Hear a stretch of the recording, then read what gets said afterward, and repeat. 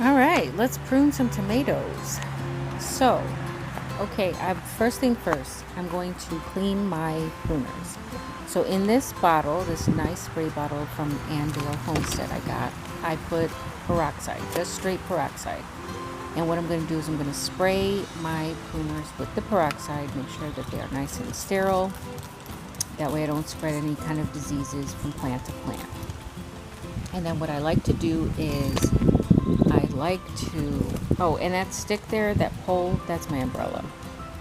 I'm going to clean these tomatoes all the way up about a foot up the plant. And basically I'm going to leave it in like a Y, because that is considered a double stem growing method. I like to grow my tomatoes in a double stem method. So that just means I have 2 growing stems, that's all. Anything beyond that, I prune all the suckers. So most of my plants, even my peppers, will have like a Y, and they'll have a double growing stem.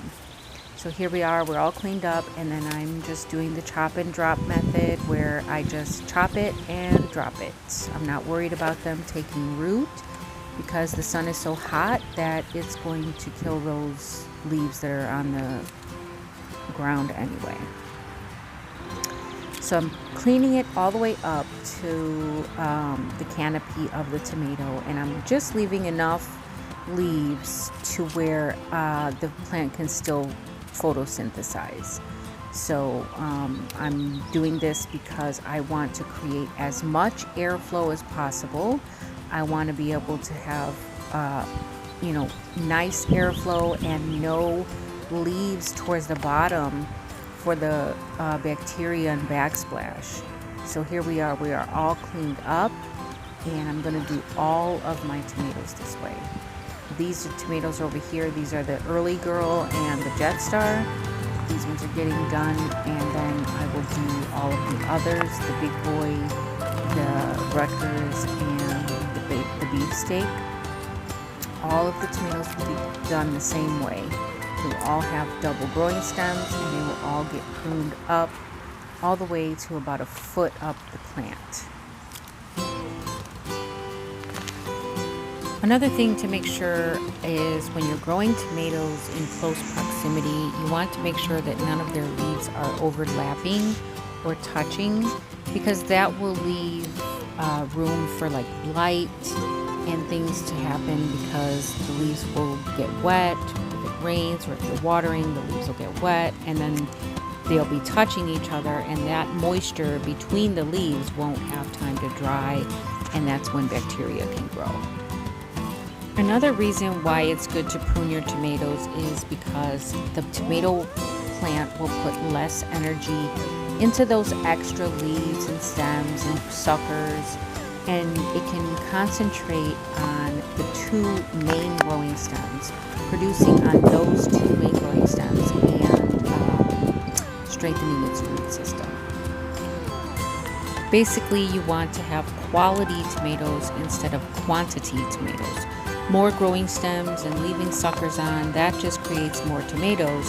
However, I don't want more tomatoes, I want quality tomatoes. So I want bigger tomatoes. I want my plant to focus on the fruits that it is going to set on the 2 branches, on the 2 main growing stems.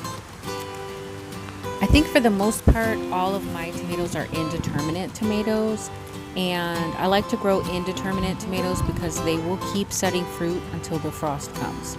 If you have a determinate variety, that variety is going to set all its flowers and produce all its fruit within a certain amount of time, and then that tomato is going to be done. So determinate tomatoes have like one boom and I'm done, and then indeterminate tomatoes will keep setting fruit and flowers as tall as that plant, as you'll let that plant get.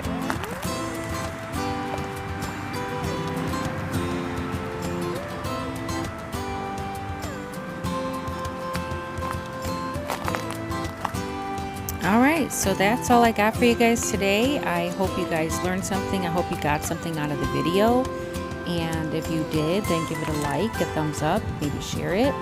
And until next time, the more you know, the more you grow. Bye guys.